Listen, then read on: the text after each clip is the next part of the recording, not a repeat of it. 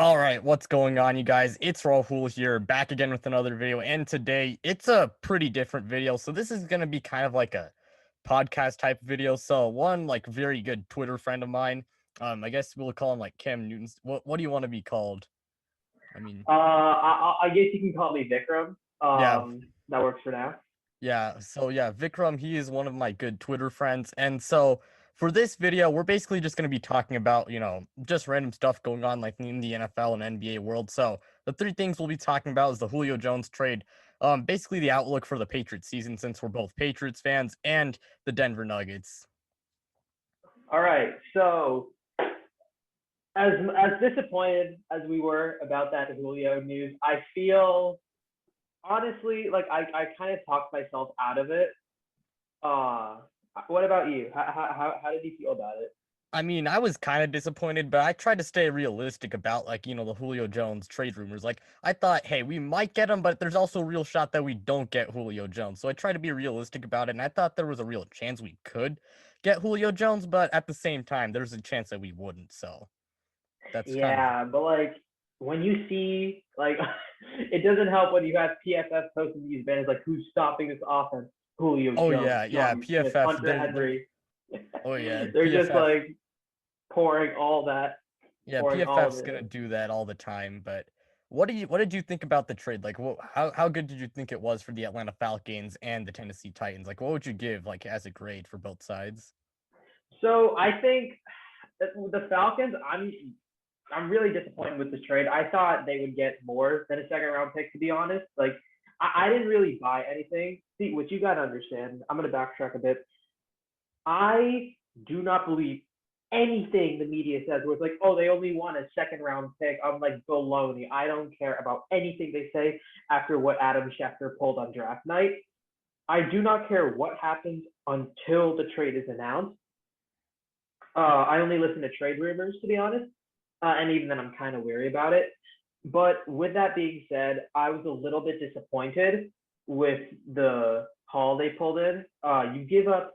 So let me get this straight: a second round pick and a fifth round pick for Julio freaking Jones, and on top of that, you give him back a sixth round pick, just icing on the cake.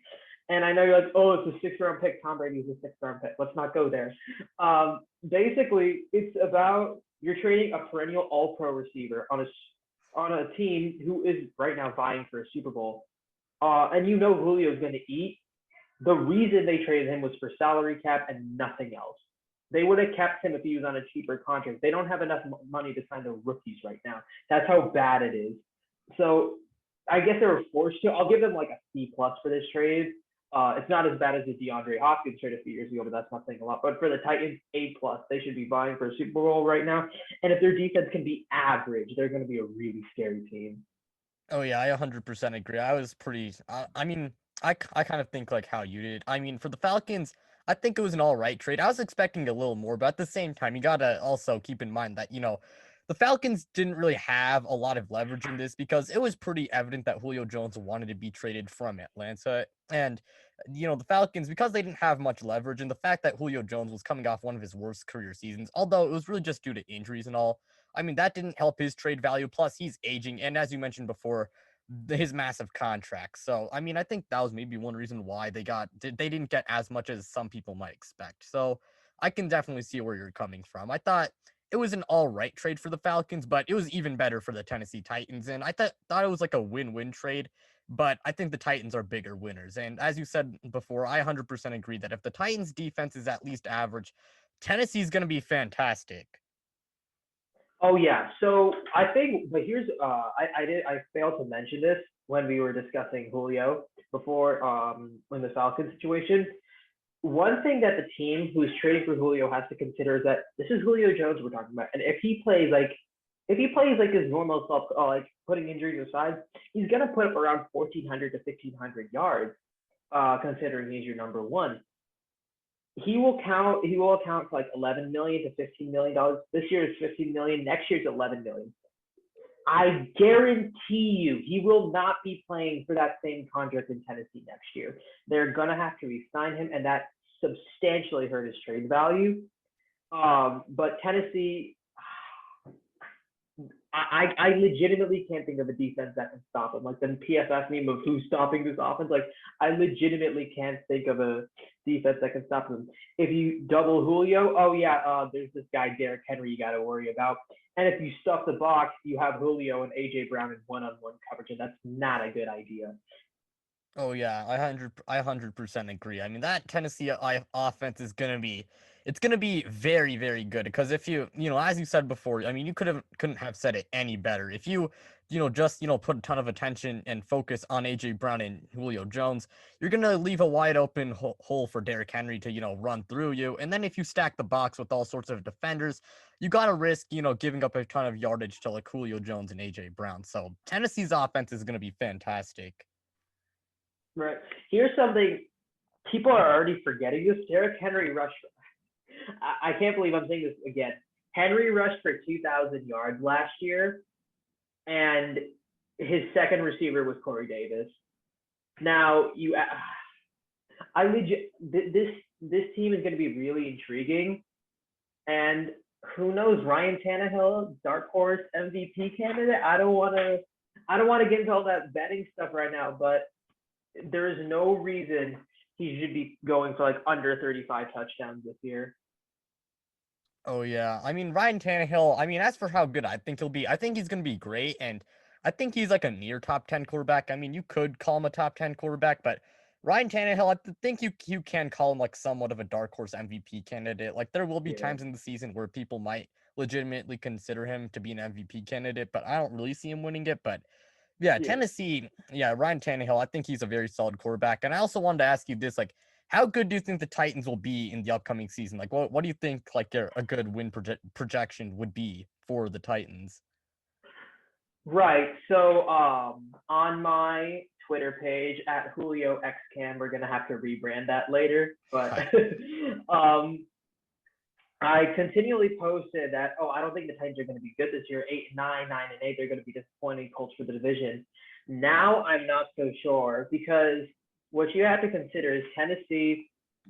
I expect them to control the clock a lot, and they have that big playability. So their defensive ability kind of becomes obsolete. The only thing their defense has to do is make one key stop at the end of the game. That's the only thing their defense has to do. And if they can't do that, then you have a problem. But Vrabel is a good coach. They have playmakers on both sides of the ball. And if Bud Dupree, I think the biggest X factor on this team is Bud Dupree. If Bud Dupree and Caleb Farley can play well, they don't even have to play amazing, just play well. Tennessee will be one of the top three teams in the AFC and one of the best teams in the league. Oh yeah, I mean, as for like what I think their win projection would be in 2021, I think a floor would be like 9-10 wins, and then a ceiling would be like 12 to 13 wins. But I think you could call them the favorites to win the AFC South because as you made a good point about, the defense and like how everyone's concerned about like, about their defense. Like I saw people like after the Julio Jones trade went down, I saw people saying, "Oh, what about you got to keep in mind Tennessee's defense? I mean, it was pretty bad last season. How good is it going to be, in 2021?" And people are saying, "Oh, that's going to, hold them back." But you made a good point that, Tennessee should be able to control the clock pretty well, and that should really help out their defense since the defense will not have to be asked to do as much. So if they can just, not be a liability, the Titans will be a top 4 team in the AFC, in my opinion. I mean, I think the top 4 teams, if assuming Tennessee's, that good, is like Kansas City, Buffalo, Cleveland, and Tennessee. Right. One thing though, I do want to say there is one defense that can stop them. The New England Patriots. Yes, I'm biased, by the way. Yeah, But like in terms of realisticness, in terms of like, I want to be realistic here. Their run defense this year is so much better than it was last year. So Hightower is coming back. They added McGrone. They added Barmore, who's going to mess things up in between the tackles. Stephon Gilmore is hopefully healthy. J.P. Jackson is one of the most underrated players in the league. You have Jonathan Jones, who's one of the best slot corners in the league, and they have oodles and oodles of depth. I'm really excited for Tennessee versus New England in Week 12, and I think that's going to be a real test for how good this defense really is.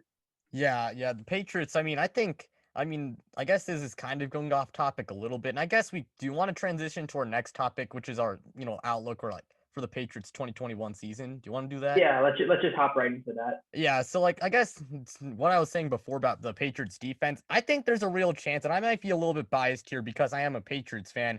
I think there's a chance that they maybe have the number one defense in the league because they're going to be getting a lot of their opt-outs back. They improved a lot. They got Matthew Judon, Jalen Mills. I mean, he wasn't fantastic on the Eagles, but I do think Bill Belichick can, get the most out of him. And they got guys like Christian Barmore, as you said before. But yeah, the Patriots defense, I think it's very, very good, and it could definitely be the number one defense in the league. Right. Like if you are looking at this defense compared to that just amazing unit in 2019 in Brady's farewell season, this defense might actually be better than that unit. And their schedule, like, it's no cakewalk, but it's much easier than it was last year. We played the third place schedule, which means we get the Texans, we get the Titans, and we get the Chargers. So theoretically, sorry, not the Titans. You get the Texans, you get the Browns, and you get the Broncos. So theoretically, sorry, the Chargers. Jeez, I cannot talk today. Wow. It's okay. Chargers, Browns, Texans, yay. And theoretically, you can win all three of those games because of how dominant your defense is. You play the third place schedule. You play the AFC South this year, which is just a huge blessing, and you play the NFC South, which minus Tampa Bay, I'm not really afraid of. So right there, you theoretically, those are like what 10, 11 wins, like.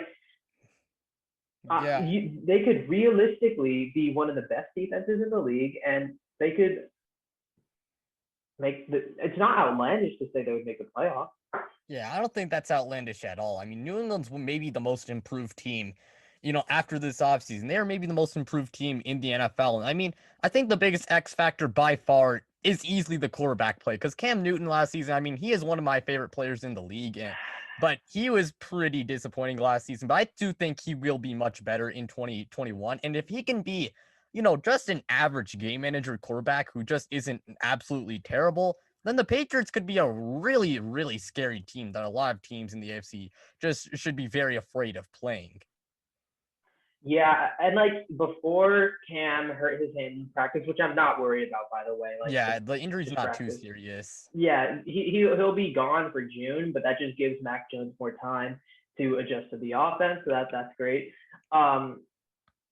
Cam, like everyone was saying, he looks so much better this year, and it's because he revamped his fundamentals. No more shot putting the ball, which is something that I was really complaining about as the season waned. His throwing motion just kind of fell apart. But people love to forget, like everyone's like, oh, he was terrible against the Raiders. No, he wasn't. Like he wasn't terrible against the Raiders. I mean, it wasn't fantastic, but he wasn't terrible. He managed the game. That Raiders game is what I think this team is gonna look like in 2021. Where like just pound the rock down the throat, right? Like when we played the Raiders, I'm looking it up right now. So it was 20-36, and that doesn't really indicate how close the game was. It was like 33-10 before like the Raiders scored their next touchdown. So Cam was 17 for 28, 162 yards, one touchdown, one interception. That's not bad per se, but they had 250 yards on the ground. That's exactly what I anticipate the team to be. And here's the crazy part: that was without Damian Harris. Like that was the craziest thing. Damian Harris didn't play that game. JJ Taylor had 11 carries, and Sonny Michel had 9 carries. But with Damian Harris, he's gonna be the lead back, and I expect to see something similar to that. You have Damian Harris being your primary back, JJ Taylor, and what's his name, James White in the rotation, and then Cam Newton with like 4 or 5 just QB runs and maybe a red zone touchdown. But like that's basically what this team is expected to be. And if Cam can just manage the game, don't just make the throws, don't throw an interception, and make a few plays here and there. That's all we need.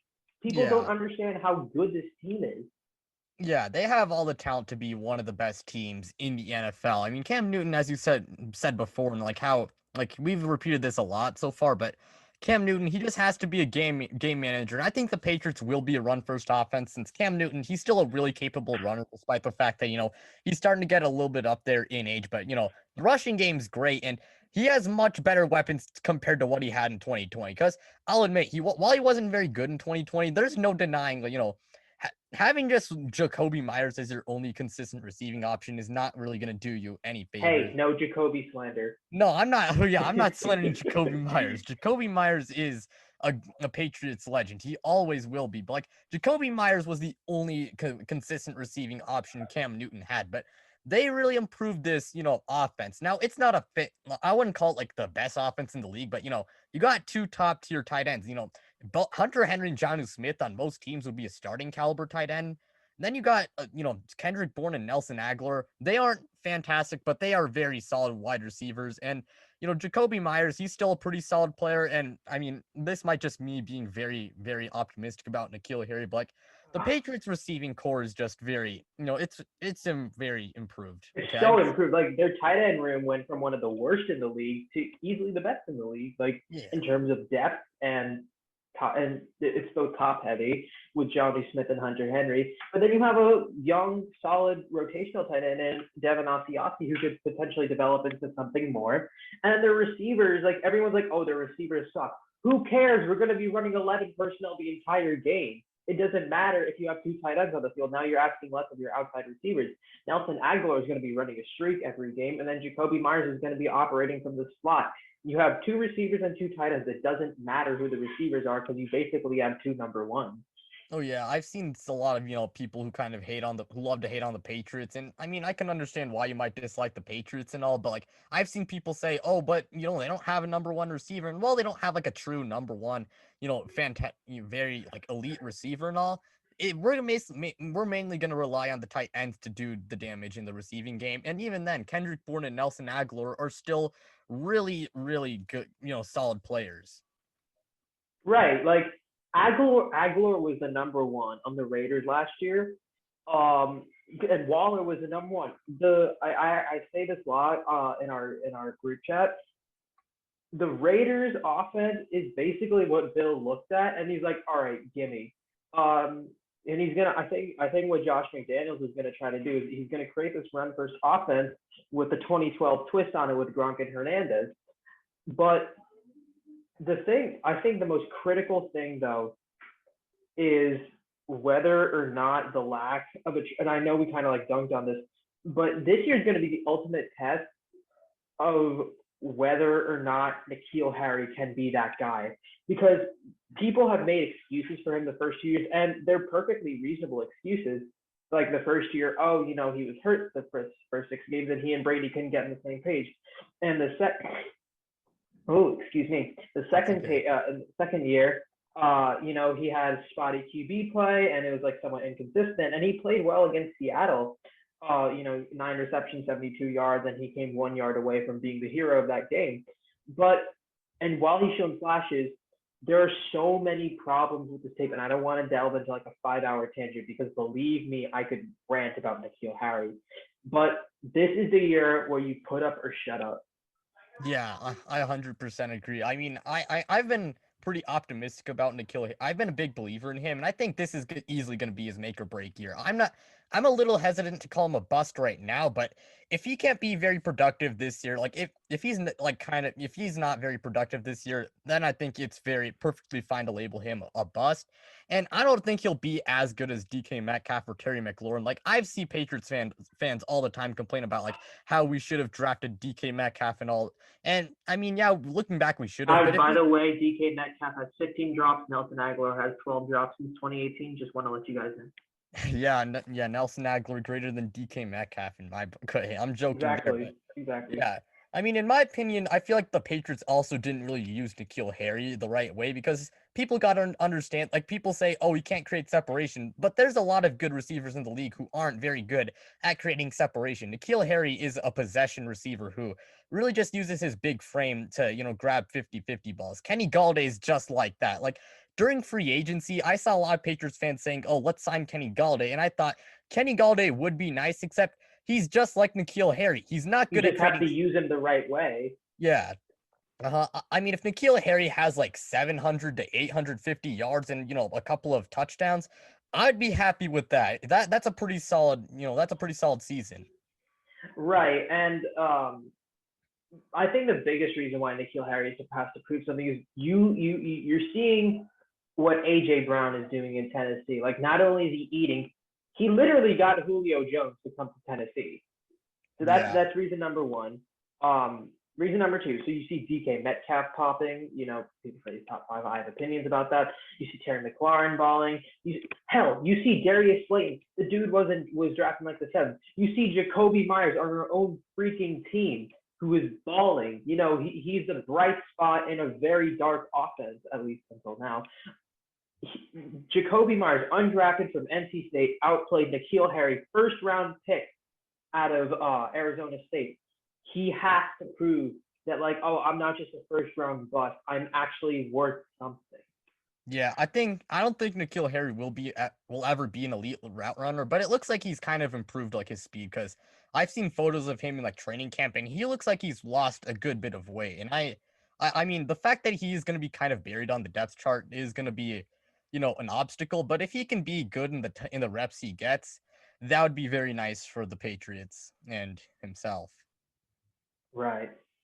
Now, we're going a little long here, but I do want to touch up on those Denver Nuggets. So Rahul, how are we feeling? I mean, after the Portland series, I mean, I'm pretty excited for the Suns. The Suns game is today. We're recording on the day of the Suns game, but I mean that Portland series, I mean, it made my heart rush a lot, but it was also a pretty exciting series. Yeah, I'm really it's really upsetting to just see like Jokic balling and then realizing, oh wait, Jamal Murray isn't there. It's Mhm. just so frustrating because if Jamal Murray was there, I would pick them to beat the Nets. I have that much confidence in them. I mean, beating the Nets is going to be pretty hard this year. I mean, if we made the finals for the first time in in our franchise's history, I'd be satisfied with that. Yeah, I mean, I yeah. Go ahead, Oh, sorry. no, it's okay. Okay. But basically, what I was going to say is that as for whether we're going to beat the Suns, I think I'm going to have to pick Phoenix here, but I could definitely see us winning. And I think it's going to be a really close series. It's not going to be easy for either side. It's going to be a dogfight. Oh yeah, I cannot wait to watch this series because like you saw what the Suns did to the Lakers. You saw how they embarrassed LeBron, gave him his first ever round one loss. Like they but without Anthony Davis, they looked lost. And even with Anthony Davis, they looked lost. It's all about whether or not Jokic can one up Chris Paul. It's all about if they can contain Devin Booker. And basically, they just got to outgun them. They got to do what they did against Portland. And just like you can let Damian Lillard do his thing, but MPJ has to step up. Jokic has to step up, and like the third guy has to step up. An unheralded superstar or an unheralded hero has to step up. Oh yeah, I think Michael Porter Jr. He was good in the Portland series, but I think I want to see him be like a little bit better, like average over 20 points per game on pretty good efficiency. And I don't think we'll be able to shut down Chris Paul and Devin Booker. I'd like to see us shut down at least one of those guys. I'd say the more likely one. I don't know who it would be because both are fantastic players, but Michael Porter Jr. He's gonna need to elevate his game like a little bit more. Plus, we're gonna need a third guy. Like maybe it's Monte Morris or Aaron Gordon or Austin Rivers or I'm not totally sure who it's gonna be, but we could use a third guy to step up. Right. And I feel like the most critical thing, though, this is one thing that will determine the fate of the Western Conference. Is Chris Paul's shoulder healthy or not? Because if it is, the Suns will likely make the championship. There is no team in the West that can beat them. Like I don't think the Jazz can beat them. Like Not even the Clippers. I don't think they barely got by one guy. Oh They yeah, barely that is got by true. The one guy. Clippers, they do have some concerns. I'm really worried about them. Like hell, Skip Bayless almost gave up on them. Oh yeah, There yes, Skip there Bayless. are oh my god, don't even get me started on them. But there are legitimate concerns about the Clippers. The Jazz, they've been perennial playoff chokers. It's the same song and dance. Like they're like the Maple Leafs in the playoffs at this point. Oh yeah, if I had to pick between the Jazz and Suns, I mean, I might be a little biased here since the Jazz are maybe my least favorite team, but I'd probably take the Suns. Right. Oh yeah, like it's really it's critical of Chris Paul because if it's healthy, I have a hard time. Like I have no fear in saying this to a Nuggets fan. I have a hard time seeing I have a hard time seeing the Nuggets winning more like Oh two yeah, games. I can see where you're coming from. Like as a Nuggets fan, you'd think that I'd pick the Nuggets to win this series, but as much as I'd love to see them do, win and all, I mean, I also have to be I want to be realistic about this and, not be, you know, blinded by, just, fan bias, I guess. Right. But while we're on the subject of basketball, what are your predictions for the Bucks Nets series? Bucks Nets series. I'm gonna take the Nets in seven. I think I might go with the Nets in seven, but I could see Milwaukee also winning. It really just comes down to one thing, and this is the big factor for the Bucks throughout the entire playoffs. Can Mike Budenholzer make adjustments? Because the Bucks have the talent to win the finals. It really just comes down to the coaching. Because Mike Budenholzer has a bad history in the playoffs, especially when it comes to making adjustments. And he did a decent job in the Miami series, but in game one, I mean, the Bucks off. I mean, he didn't do a great job. I mean, why is Giannis not on Kevin Durant? That's what I'm I asking. know. I was watching that game. Like, who the hell is guarding Kevin Durant, and why is it not Giannis? So Yeah. that's really important. I think I'm leaning towards Nets in six because I don't think they can overcome. Hold on, wait. Oh, Harden isn't gonna play. Yeah, Ooh. he's not playing in game two. That's why I went Nets in seven. And Um, if it depends on how many games Harden misses, because if he misses more than one, I might take Bucks in seven. oh yeah, I can definitely see the case for the Milwaukee Bucks winning. That's why I went. I said that I could see the Bucks also winning because of the Harden Yeah, injury. But the yeah. So Nets, then, if they're fully healthy, I have a hard time believing any other team can beat them because yeah. that big three. I mean, their defense probably won't be the greatest, except their I offense mean, is just they gonna. struggled against Tatum though. They really struggled against Oh Tatum. yeah, Jason Tatum. Yeah, I mean, Jason Tatum has been fantastic this year. He's dropped like 50 points in literally every playoff game. It's crazy. Oh And yeah. yet Brad Stevens is still like, haha, Kemba go. Brr. Oh yeah, Uh, Kemba Walker. I mean, it was so hard to watch him this year because I really like him, except he was so inconsistent. Like there's times when he looked like normal Kemba Walker we're used to seeing, and then there's times when he's shooting 35% from the field and 20% from three. oh my God. See, the problem with Kemba is he hasn't recovered from that ankle injury last Oh year, that yeah. knee injury, and Oh, was it's it a knee it. injury or an ankle injury? I think the leg injury. Let's just call it that. Yeah. It's I don't know. Like I agree with getting rid of Kyrie Irving. That dude, like I respect the hell out of his game, but he's a clown, and he was toxic to the Celtics culture. But yeah, like if they can pull off a trade for Damian Lillard, you got to do it. Yeah, Damian Lillard. I mean, what would you give up Kemba or like Jalen Brown? Would you be willing to give up Jalen Brown for Damian Lillard? Because That's the thing because they have they have to keep Jalen Brown and Jason Tatum together at all costs. Like oh I yeah, they don't are maybe care. the best wing duo in the NBA. It's crazy. But if you can somehow get Damian Lillard, like just give them all the picks. Just give them all the picks because you're coming. If you get Damian Lillard, I don't think the Nets can beat you. I really don't think the Nets can beat you. If you can get Bradley Beal, I really don't think the Nets can beat you because they just need points. They they just need because like Kemba is literally bricking every shot he's shooting. Like we just need if we can get like 20 points from a third guy, that's I all we think need. I think someone like a Malcolm Brogdon would be better than. I mean, I think Malcolm Brogdon would also be really good because he's somewhat Yeah. realistic. Plus, I mean, Malcolm Brogdon, I think he'd be a little bit more willing to be like a more pass first player because he's a fantastic playmaker, and he even then he can still score the ball when you need him to. And he's Right. also better defensively than Kemba Walker. Well, that's not saying a lot. Yeah, that's not saying Kemba Walker's not good. And I mean, Malcolm Brogdon's also a very solid defensive player. Right.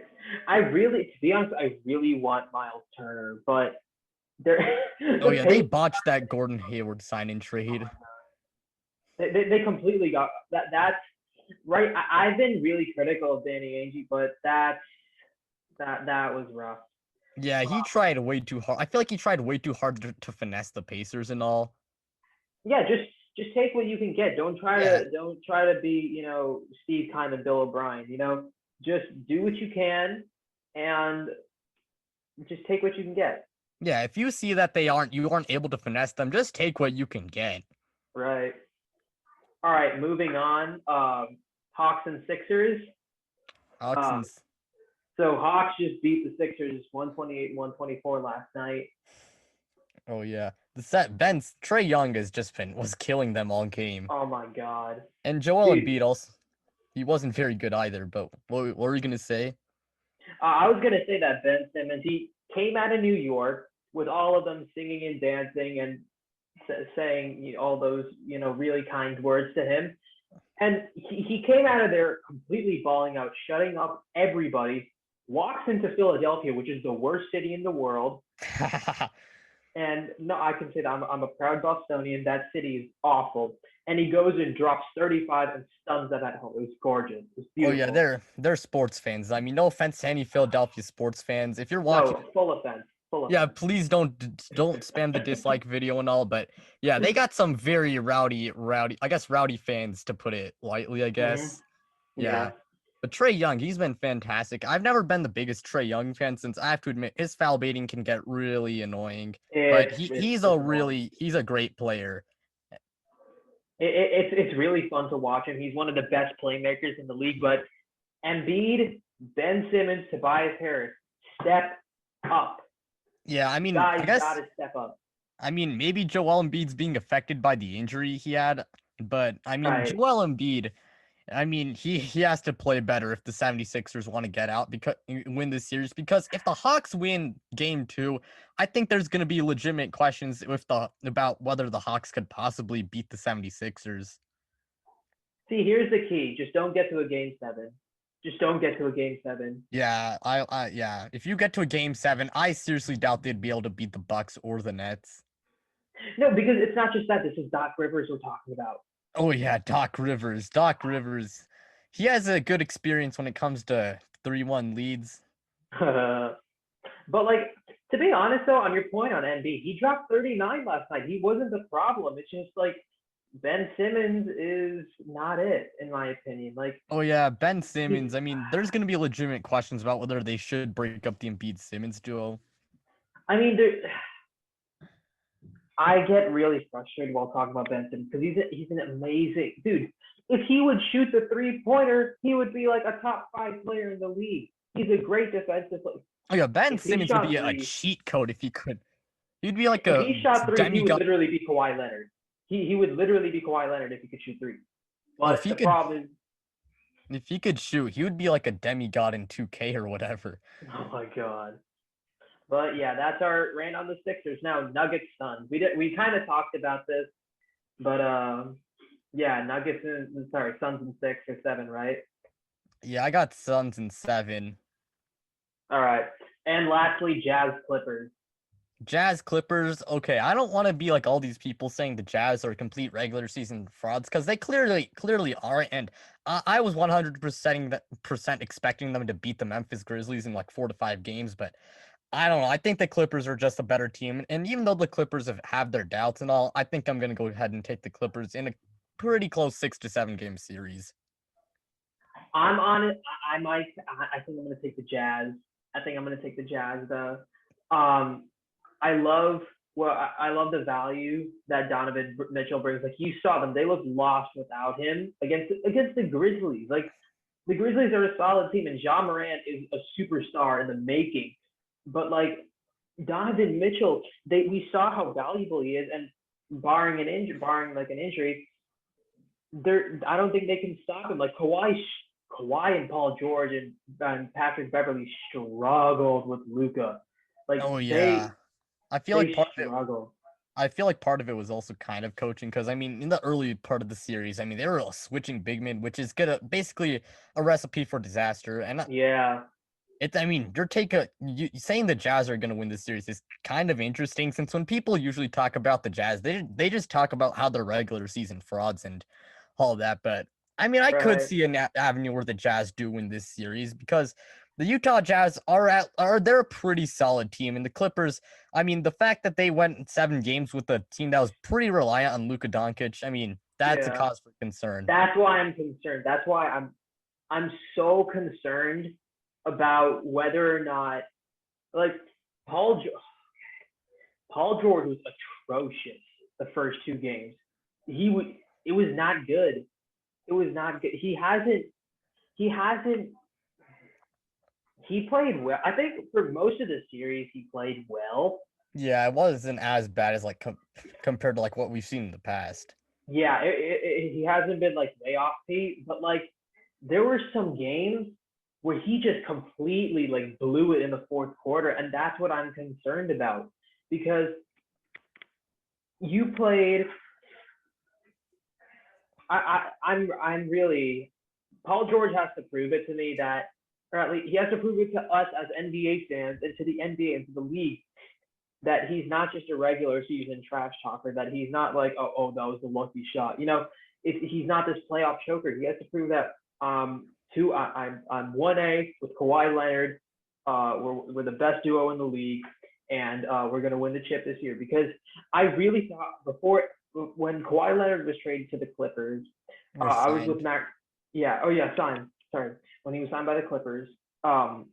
I was with Max Kellerman when he said the Clippers were going to win the series in 2021.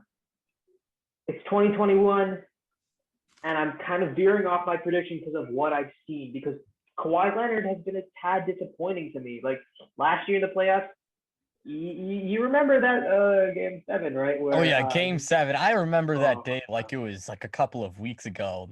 uh, One of the best dude, days as a Nuggets fan.